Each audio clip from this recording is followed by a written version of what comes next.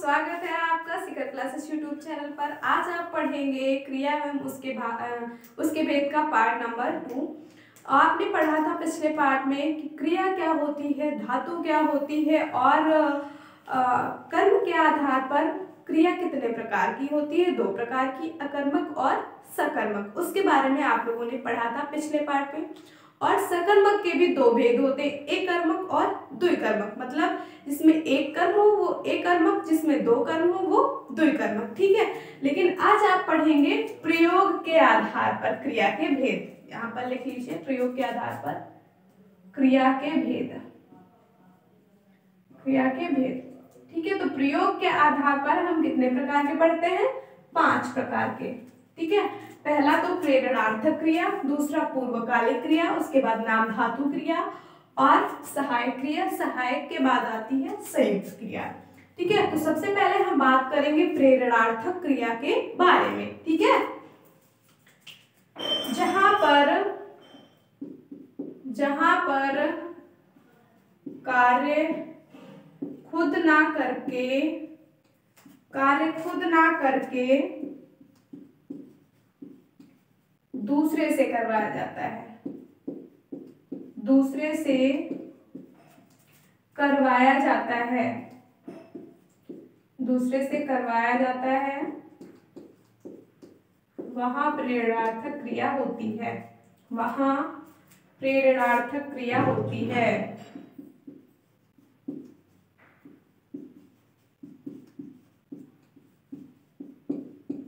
ठीक है, मतलब जो भी बोलेगा, मतलब मैं बोल रही हूं तो इसका मतलब है यहाँ पर कि जो काम स्वयं ना करे दूसरे से करवाए। जैसे मैं आपसे कुछ कहूं और मैं खुद ना करूं, आपसे काम करवाऊं। ठीक है, या फिर इसके अंतर्गत भी हम लोग 2 तरह के अभी पढ़ेंगे। प्रेरणार्थक क्रिया जो है वो 2 तरह की पढ़ेंगे। तो उसमें भी होता है कि एक करेंगे तो हम, लेकिन दूसरे के लिए करेंगे। ठीक है, एक होगी जिसमें हम दूसरे से ही करवाएंगे। ठीक है, तो कैसे? देखिए, प्रेरणार्थक क्रिया के अंतर्गत एक तो होती है प्रथम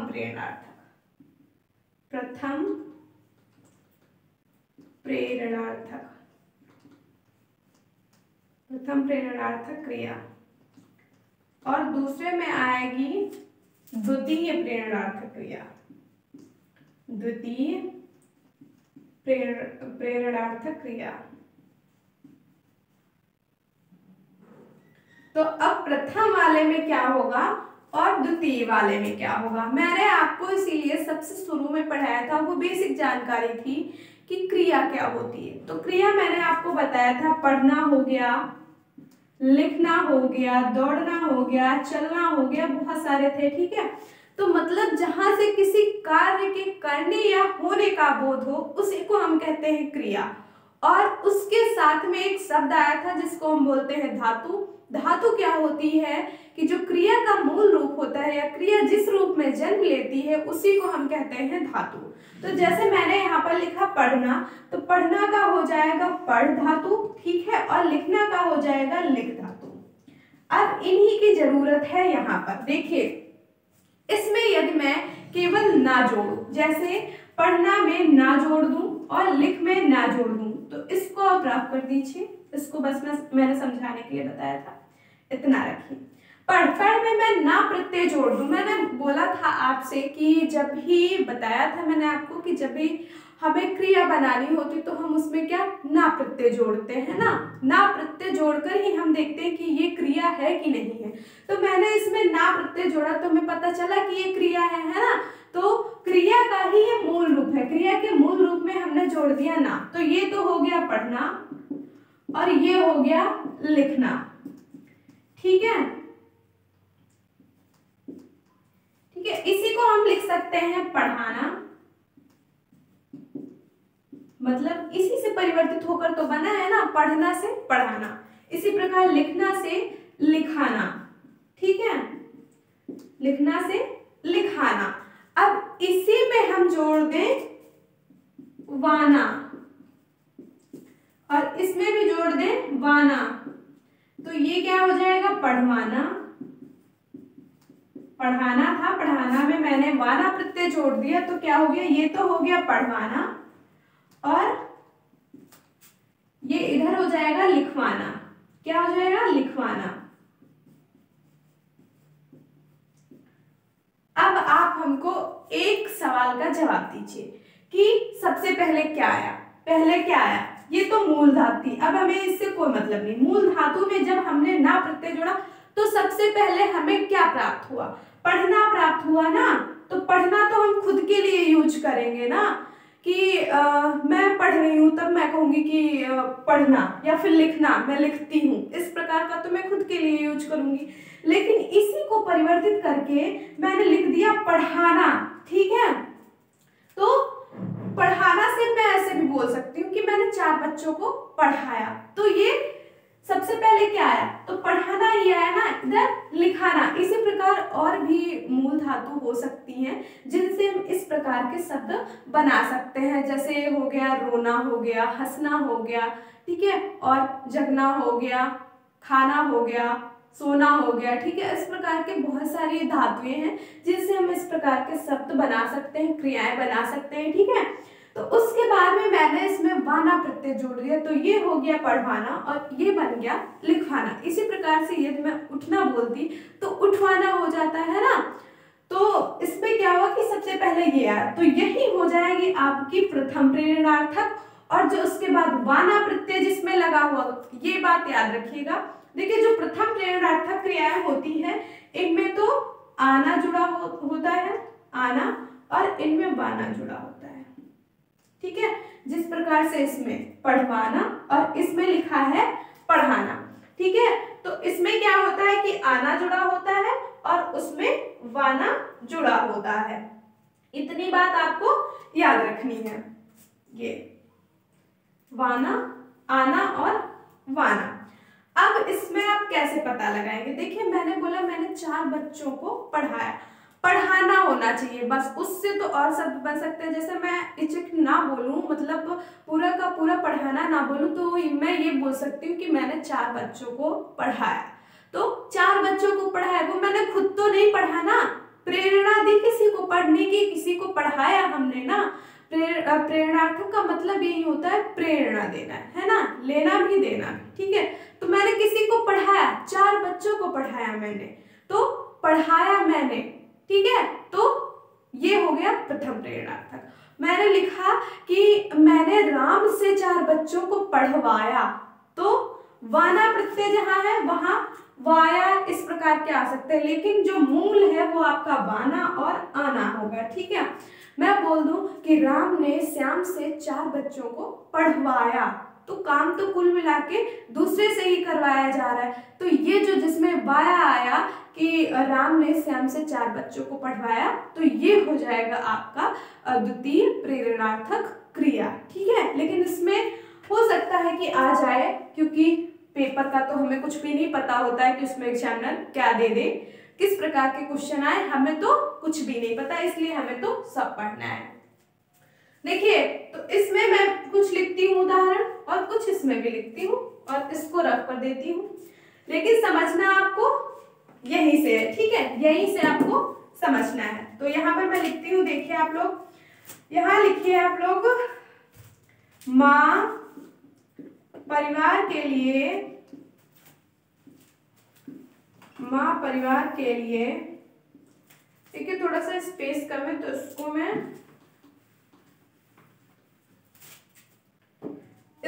इस साइड लिख दूंगी और इसका पूरा इधर लिख देती हूँ। माँ परिवार के लिए भोजन बनाती है, भोजन बनाती है, बनाती है, ठीक है। अभी और भी लिख देती हूँ मैं, तब आपको समझाती हूँ। माँ बच्चों को खाना खिलाती है, माँ बच्चों को खाना खिलाती है, माँ बच्चों को खाना खिलाती है, ठीक है। मैं इसमें लिखूं यदि, तो मैं क्या लिखूंगी, मैं यहाँ पर लिख सकती हूँ वह अपने भाई से या यहाँ पर लिख लीजिए रमेश।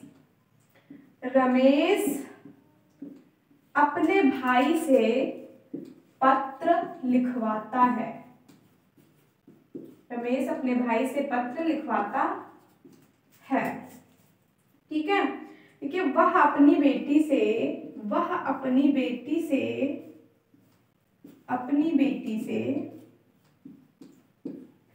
खाना बनवाती है।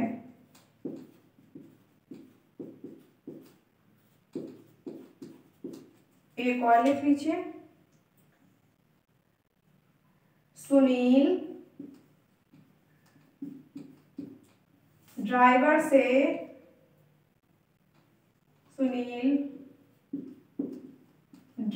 से अपनी गाड़ी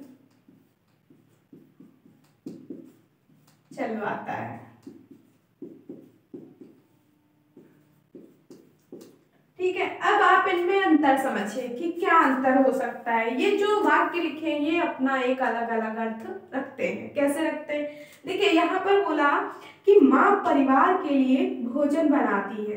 बनाती तो माँ खुद ही भोजन है, ठीक है, माँ खुद ही भोजन बनाती है, लेकिन परिवार के लिए बनाती है, तो कार्य दूसरे के लिए कर रही है ना। एक में तो होगा कि कार्य करते जो बोल रहा है वो करेगा तो खुद ही, लेकिन दूसरों के लिए करेगा, तो वो आ जाएगा प्रथम प्रेरणार्थक के अंतर्गत। एक तो ऐसा वाक्य होगा जिसमें काम किया जाएगा लेकिन दूसरे से ही बोल के काम करवा लिया जाएगा। जैसे मैं आपसे बोलूं कि आप मेरे लिए एक पत्र लिख दीजिए, है ना, या फिर श्याम ने राम से पत्र लिखवाया। इस प्रकार के जो सीधा सीधा दूसरे से ही पूरा काम करवा ले वो हो जाएगा द्वितीय के अंतर्गत। ठीक है, और जिसमें काम खुद करे लेकिन दूसरों के लिए करे वो प्रथम के अंतर्गत आएगा। देखिए लिखा है माँ परिवार के लिए भोजन बनाती है। माँ ने भोजन बनाया तो काम तो खुद किया लेकिन दूसरे के लिए कर रही है ना, परिवार के लिए कर रही है। उसके बाद लिखा है माँ बच्चों को खाना खिलाती है। माँ खिलाती है खाना, काम तो खुद कर रही है लेकिन खिलाया तो दूसरों को, मतलब खिला तो अपने अलावा बच्चों को रही है ना, तो माँ ने बच्चों को खाना खिलाया। काम तो माँ खुद कर रही है लेकिन बच्चों के लिए कर रही है। ठीक है, इसका मतलब यहाँ पर ये हुआ। लेकिन यहाँ पर समझिए रमेश अपने भाई से पत्र लिखवाता है। रमेश ने सीधा, वो तो घूमने चला गया, उसने अपने भाई को दे दिया कि मेरा पत्र लिख देना। ठीक है, तो रमेश अपने भाई से पत्र लिखवाता है। तो ये जो उदाहरण है ये आ जाएंगे किसके अंतर्गत, द्वितीय प्रेरणार्थक के अंतर्गत, द्वितीय प्रेरणार्थक। ठीक है, और ये तो आ जाएंगे प्रथम प्रेरणार्थक। देखिए एक तो आपको ये याद रखना है, जहां पर वाना मतलब जहां पर सिंपल सा इस तरह का है कि खिलाती है, बनाती है, दिलाती है ना, या सुलाती है या फिर उठाती है, इस तरह के। और जहां पर आए उठवाना, उठवाती है, खिलवाती है, लिखवाती है, सुलवाती है, इस तरह के जहां पर शब्द आए वो इसका मतलब है वहां पर द्वितीय प्रेरणार्थक हो जाएगा। दूसरा देखिए यहाँ पर लिखा है वह अपनी बेटी से खाना बनवाती है, मतलब केवल बोला है उन्होंने लेकिन वो कुछ कर नहीं रही है। मतलब जो मम्मी है वो कुछ कर नहीं रही है, वो बस अपनी बेटी से बता दिया कि खाना बना देना और अपनी बेटी से ही खाना बनवाती है। ठीक है, दूसरा लिखा है सुनील ड्राइवर से अपनी गाड़ी चलवाता है। ठीक है, सुनील तो बस बैठ के जाता है, उसने कोई काम थोड़ा ना किया, उसने तो अपने ड्राइवर से बोल दिया है। ठीक है, तो वो क्या करता है, ड्राइवर से गाड़ी चलवाता है। ठीक है, तो ये इस तरह के, यही आपको दो याद रखने हैं मेन पॉइंट जो है, वाना और आना। ठीक है, या फिर आनी, आती, इस तरह के, जैसे यहाँ पर लिखा है नाती, ठीक है, मतलब आती लिखा है, यहाँ पर भी आती लिखा है, इस तरह के भी शब्द हो सकते हैं, लेकिन जो मूल शब्द हैं वो है आना और वाना। ठीक है, यहाँ पर ज्यादातर तीन ही वर्णों के जो शब्द हैं वो मिलेंगे, जैसे खिलाती, बनाती, उठाती, सुलाती। ठीक है, यहाँ पर लिखवाता, बनवाता, चलवाता, है ना, इस तरह के शब्द मिलेंगे। पढ़वाता है, रुलवाता है, हंसवाता है, इस तरह के शब्द मिलेंगे। ठीक है, यहाँ पर सीधा आपको पढ़ के ये पता चलना चाहिए कि काम सीधा सीधा दूसरे के ऊपर थोप दिया गया कि तुम करो मतलब मेरा काम तुम कर देना। मैंने अपनी बहन से बोल दिया कि तुम मेरे नोट्स बना देना, ठीक है। मम्मी से बोल दिया कि तुम मेरा काम कर देना, ठीक है। इस तरह का इसमें द्वितीय के अंतर्गत इस तरह के वाक्य आते हैं, और प्रथम के अंतर्गत तो सिंपल से आते हैं। ये आपको याद रखना है, इतना नोट कर लीजिए। उसके बाद लिखते हैं पूर्वकालिक क्रिया के, पूर्वकालिक क्रिया पढ़ेंगे। अब दूसरी हेडिंग डाल लीजिए नंबर 2 पे, पूर्वकालिक क्रिया। पूर्वकालिक क्रिया जो है वो पढ़ के आपको एक बात समझ में आ रही होगी कि पूर्वकालिक, काल का तो मतलब समय होता है ना, पूर्व का मतलब होता है पहले। देखिए यहाँ पर पहले तो मैं डाल लेती हूँ पूर्वकालिक क्रिया। पूर्वकालिक क्रिया, देखिए अब इसको जरा समझ के देखिए। यहाँ पर लिखा है पूर्व, उसके बाद कालिक। कालिक मतलब यहाँ पर काल है, काल का मतलब होता है समय, ठीक है। पूर्व का मतलब होता है पहले, तो मतलब पहले के समय में हुई क्रिया, ठीक है। तो उसकी परिभाषा में लिखती हूँ, देखिए जब कर्ता एक क्रिया को समाप्त करके, एक क्रिया को समाप्त करके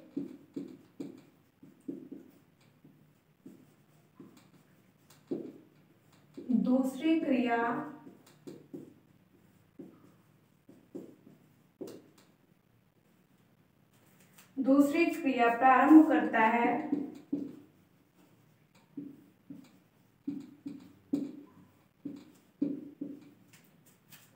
तो पहले वाली क्रिया को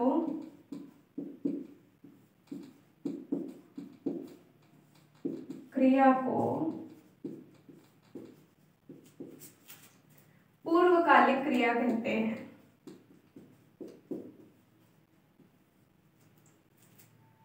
पूर्वकालिक क्रिया कहते हैं।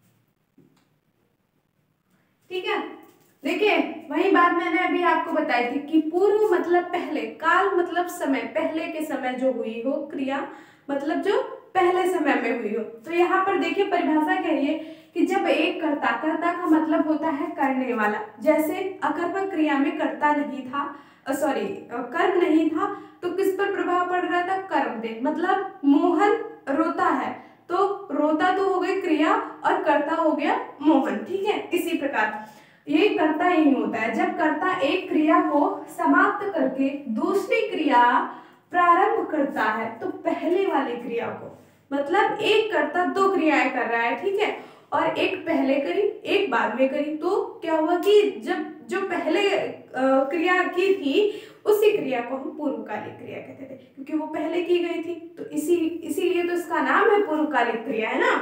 देखिए इसमें उदाहरण देखिए, यहाँ पर मैं लिखती हूँ राम भोजन करके सो गया। राम भोजन करके सो गया। अब देखिए इसमें लिखा है राम भोजन करके सो गया। अब आपको कैसे पता चलेगा कि दो क्रियाएं हो रही। देखिए एक तो राम ने भोजन किया, ठीक है, दूसरा सो गया, ठीक है। तो राम भोजन करके सो गया।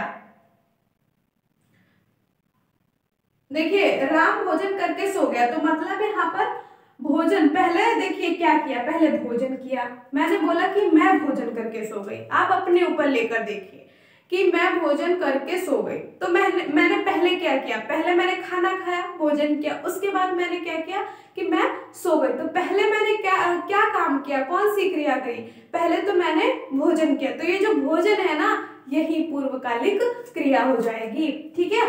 तो भोजन क्या हो जाएगी, पूर्वकालिक क्रिया, क्योंकि सोने से पहले उसने क्या किया था, भोजन किया था, ठीक है। इसी प्रकार दूसरे में देखिए, राम ने सेब काट कर खाया। श्याम ने, लिख लीजिए, राम तो पहले भी आ चुके हैं। श्याम ने सेब काट कर खाया।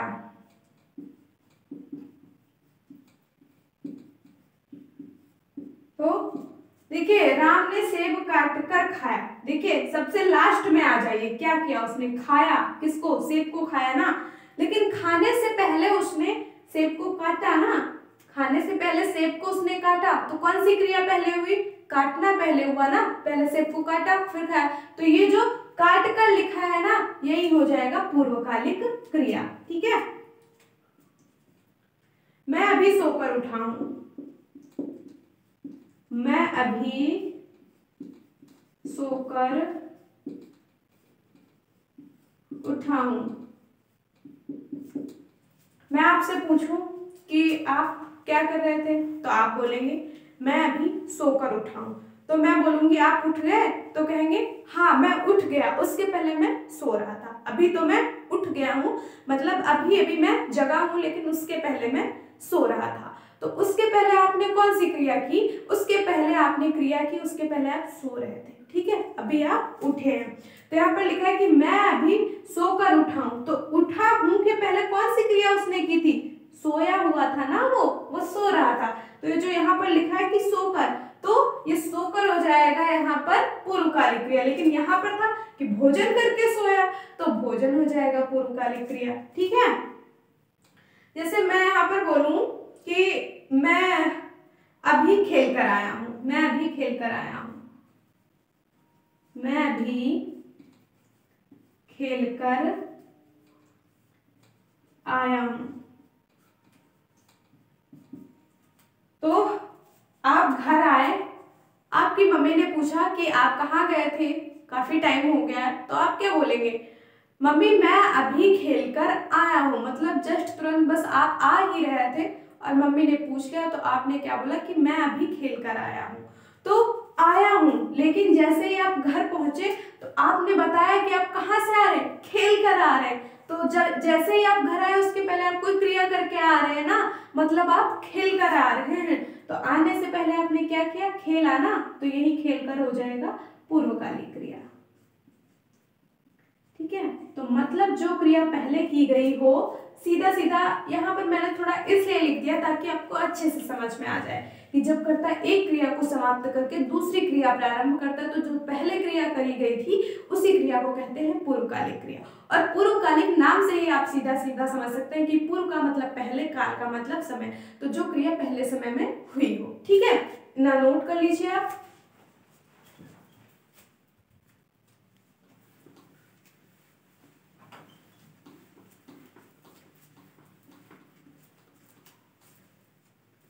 अब डाल लीजिए नाम धातु क्रिया। क्या डालेंगे, नाम धातु क्रिया नंबर 3 पे। नाम धातु क्रिया, नाम धातु क्रिया में क्या होगा, देखिए नाम धातु क्रिया, इसमें होगा संज्ञा, संज्ञा सर्वनाम या विशेषण, संज्ञा सर्वनाम या विशेषण,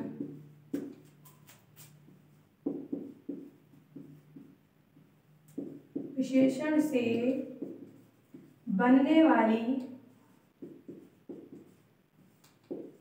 धातु को नाम धातु कहते हैं।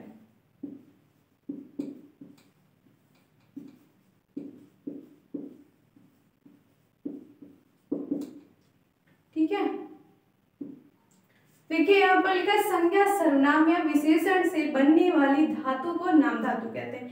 कहीं कहीं पे आपको ये भी लिखा हुआ मिल सकता है कि संज्ञा सर्वनाम या विशेषण में लगे प्रत्ययों से ये धातु बनती है। ये जो नाम धातु है, इस संज्ञा सर्वनाम और विशेषण में प्रत्यय लगाने से बनती है।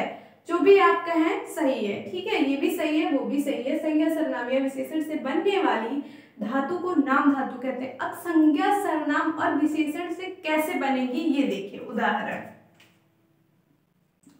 जैसे मैं यहां बोलूं आप से, मतलब ये आप लिखा मैंने, आप से क्या बना, अपनाना, अपनाना। यहां पर मैं लिख दूं हाथ, हाथ से हथियाना, हथियाना मतलब जब्त करना, है ना। हथियाना। मैं यहाँ पर लिख दूं गरम से गरमाना। उसके बाद मैं लिख दूं यहाँ पर बात से बतियाना,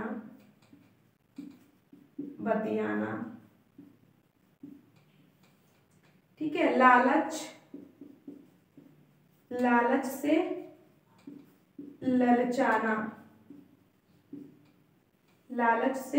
ललचाना, ठीक है। ये लिख लिए मैंने सब। अब देखिए यहाँ पर बात हुई है संज्ञा सर्वनाम या विशेषण से ये बनती है। कैसे, कौन से विशेषण कौन सी संज्ञा इसमें। देखिए आप यदि बोला जाए तो आप क्या है, आप सर्वनाम है ना, आप क्या है, सर्वनाम है, जो कि पुरुषवाचक सर्वनाम के अंतर्गत मध्यम पुरुष में आता है ना, तो ये आप क्या हो गया, सर्वनाम हो गया। ऐसे ही बात करी जाए यदि संज्ञा की, तो हाथ क्या है, संज्ञा ही तो है, तो हाथ संज्ञा से ये धातु बन गई हथियाना, ठीक है। तो ये हथियाना हो गया। गरम क्या है, एक विशेषण है ना, तो गरम से गरमाना। इसी प्रकार बात से बतियाना, लालच से ललचाना। इस नाम धातु क्रिया के अंतर्गत इसी तरह के शब्द आते हैं जो कि संज्ञा सर्वनाम या विशेषण से बनते हैं।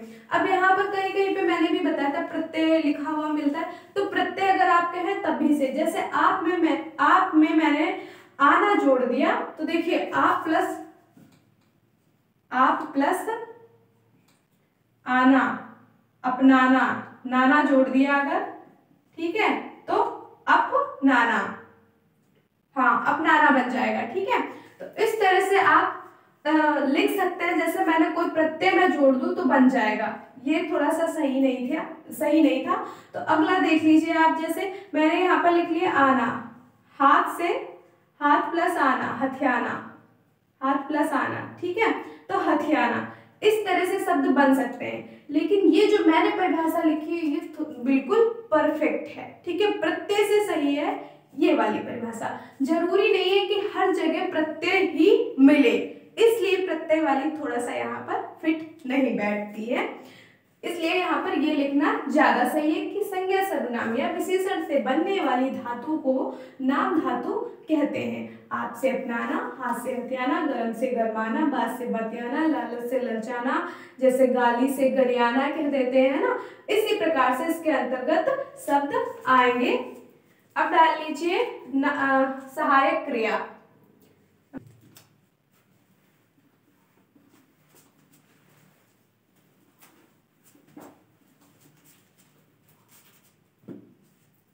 नंबर 4 पे डाल लीजिए सहायक क्रिया।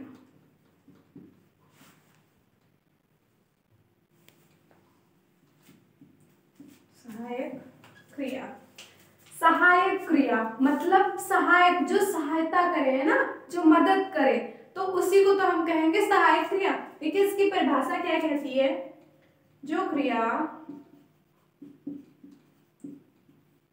मुख्य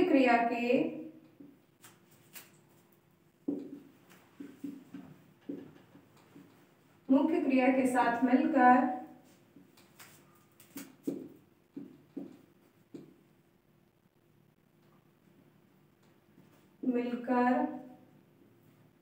अर्थ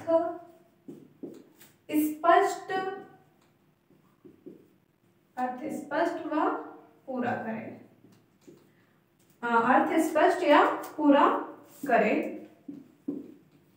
उसे सहायक क्रिया कहते हैं, उसे सहायक क्रिया कहते हैं।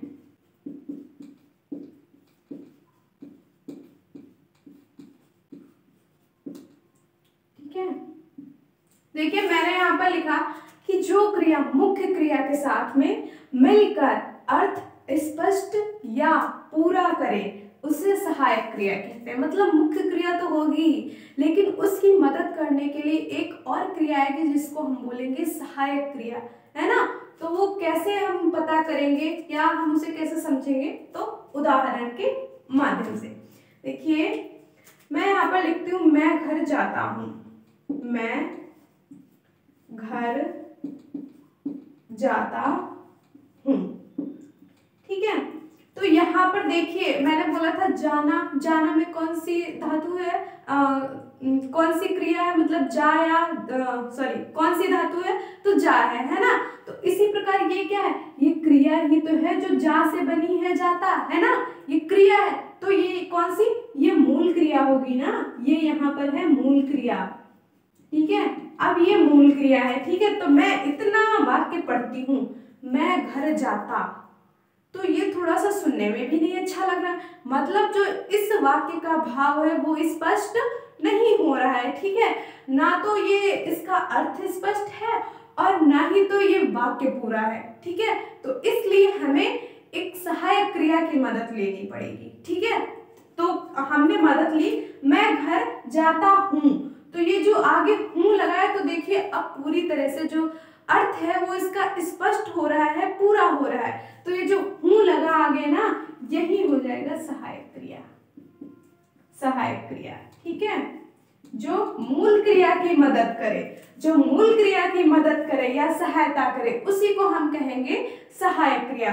देखिए यहाँ तक मैंने सेंटेंस पढ़ा, ये थी मूल क्रिया, ठीक है। और तब इसका अर्थ स्पष्ट नहीं हो रहा था, जैसे ही मैंने इसमें हूँ जोड़ा, मतलब सहायक क्रिया जोड़ी, तो इसका अर्थ पूरी तरह से स्पष्ट और पूरा हो गया, ठीक है।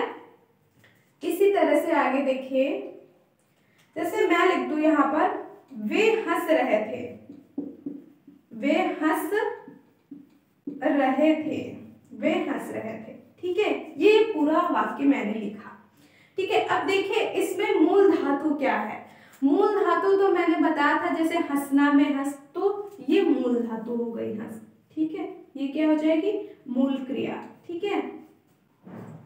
तो ये मूल क्रिया, यहाँ पर यही लिखा है, जो क्रिया मुख्य क्रिया के, तो वही बात है, मूल कह लो चाहे मुख्य कह लो या प्रमुख कह लो, ठीक है। तो ये तो हो गई मूल क्रिया। तो मैंने बोला कि वे हंस, अब ये मूल है ना, मूल तक ही हम पढ़ेंगे, जहां तक मूल क्रिया है वहीं तक हम पढ़ेंगे। तो मैंने पढ़ा कि वे हंस, मैं आपसे बोलूं कि वे हंस, तो आप कहेंगे कैसी बात आप कर रही हैं, कैसा वाक्य आप बोल रही हैं, कैसे शब्द बोल रही हैं, वे हंस, गलत है ये जो आप बोल रही हैं, है ना। तो गलत तो है ही ये, तो इसलिए हम ये जो मुख्य क्रिया लिखी है, इसके लिए हम एक दूसरी क्रिया की मदद लेंगे, या फिर कोई दूसरी क्रिया जो मदद करेगी, हमारी सहायता करेगी, वही कौन सी क्रिया होगी, सहायक क्रिया होगी। अब देखिए इसमें मैंने जोड़ दिया रहे थे, अब देखिए वे हंस रहे थे, पूरा वाक्य स्पष्ट हो गया, उसका भाव भी स्पष्ट रूप से पता चल रहा है, अर्थ भी पता चल रहा है और वो पूरा भी लग रहा है, ठीक है। तो जो रहे थे है, ये हो जाएगी इसमें सहायक क्रिया, सहायक क्रिया। मैं बोल दूं यहाँ पर बच्चे हंसते हैं, बच्चे हंसते हैं, बच्चे हंसते हैं। अब इसमें क्या है, देखिए यहाँ पर हंस, तो ये क्या है, मूल क्रिया ही तो है ना, प्रमुख क्रिया, यही है मुख्य क्रिया, मुख्य क्रिया। तो देखिए ये जो हंसते हैं ये तो हो गई मुख्य क्रिया। तो मैं बोलूं बच्चे हंसते, बच्चे हंसते, कुछ मतलब गलत लग रहा है, कुछ सही नहीं लग रहा है। अगर मैं किसी से बोलूं बच्चे हंसते, तो कहेगा थोड़ा सा अजीब नहीं लग रहा है, थोड़ा कुछ इसमें छूटा सा लग रहा है, मतलब इसका अर्थ पूरा नहीं है, इसका भाव पूरा नहीं है, ये वाक्य नहीं पूरा है। तो इसके लिए सहायक क्रिया की मदद लेंगे। तो मैंने इसमें जोड़ दिया है, बच्चे हंसते हैं, और है जैसे ही जोड़ा तो वाक्य पूरा हो गया। तो ये जो है इसमें ये हो जाएगा सहायक क्रिया, ठीक है। तो आशा करती हूँ कि ये आपको समझ में आया होगा कि जो क्रिया मुख्य क्रिया के साथ मिलकर अर्थ पूरा व स्पष्ट करती है, ठीक है, उसी को हम क्या कहते हैं, सहायक क्रिया। सहायक क्रिया मतलब सहायता करे, ठीक है। तो इस तरह से आपको देखना है वाक्यों में, जब आपको पेपर में मिले ऐसे वाक्य कि मैं घर जाता हूं, तो इसमें पहले तो आप देखिए मूल क्रिया क्या है, तो मूल क्रिया जाता है, ठीक है। उसके बाद हम ऐसा क्या लगा दें कि या फिर जो लिखा है वो क्या लिखा है, तो उसी के लिखने से वाक्य पूरा हो रहा है। तो जिसके लिखने से वाक्य पूरा हो रहा है वही हो जाएगी हमारी सहायक क्रिया, ठीक है। अब आप लोग डाल लीजिए नंबर 5 पे संयुक्त क्रिया, नंबर 5 पे संयुक्त क्रिया।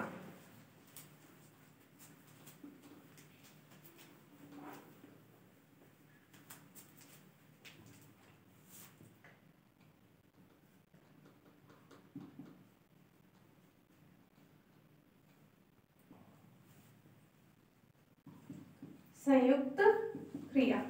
तो संयुक्त क्रिया क्या होती है? संयुक्त का मतलब मिश्रण होता है ना, कोई चीज मिली हुई। तो यहाँ पर क्या मिला होगा भाई? यहाँ पर हिंदी पढ़ रहे हैं तो कोई शब्द मिले हुए होंगे, है ना। तो देखते हैं क्या भाई मिला है इसमें, क्यों इसको संयुक्त बोलते हैं। जब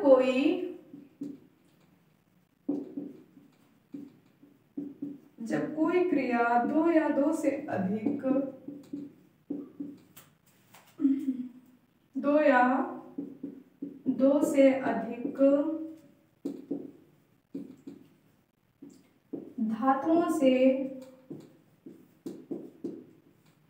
धातुओं से मिलकर और धातुओं से बनकर लिखिए, धातुओं से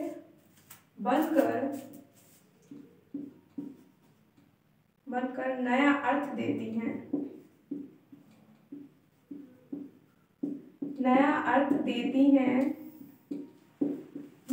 देती हैं, उसे संयुक्त क्रिया कहते हैं।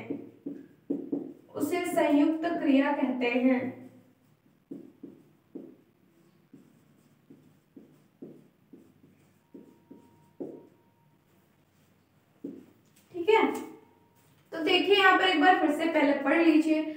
जब कोई क्रिया दो या दो से अधिक धातुओं से बनकर नया अर्थ देती है, या मिलकर भी लिख सकते हैं, मिलकर लिख लीजिए, यहाँ पर बनकर की जगह मिलकर लिख लीजिए। मिलकर नया अर्थ देती हैं, उसे संयुक्त क्रिया कहते हैं। मतलब कोई क्रिया है जिसमें दो या दो से अधिक धातुएं मिलकर नया अर्थ दे रही हैं, तो उसी को हम कहेंगे संयुक्त क्रिया। उदाहरण देखिए, वह खाने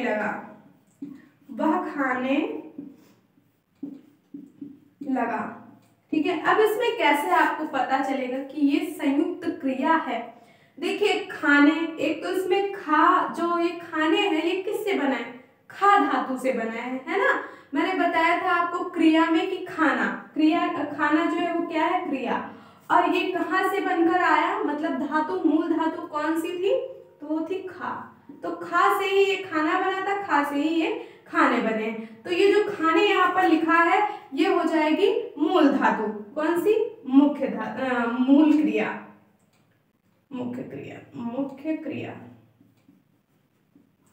मुख्य क्रिया। ठीक है, तो यहाँ पर लिखा है कोई क्रिया दो या दो से अधिक धातुओं से मिलकर। ठीक है, तो यहाँ पर ये तो एक क्रिया हो गई। ठीक है, अब ये किससे मिलकर बनी? अभी पीछे मैंने आपको बताया था क्या? सहायक क्रिया।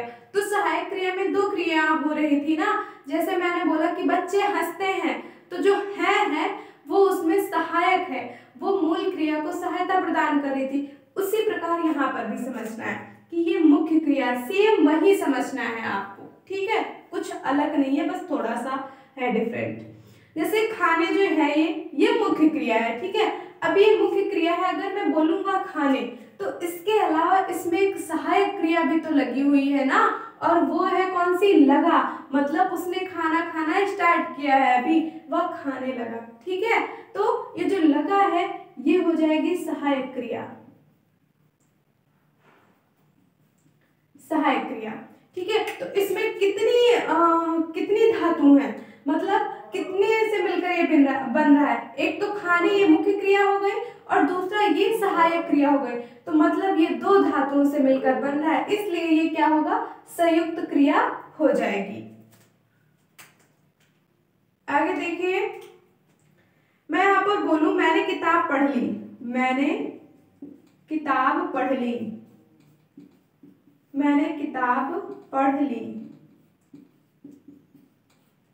ठीक है, अब यहाँ पर देखिए, पढ़ क्या है? मुख्य क्रिया है। ठीक है, और इसके साथ में एक और मिल गई जो पूरा कर रही है, वो है ली।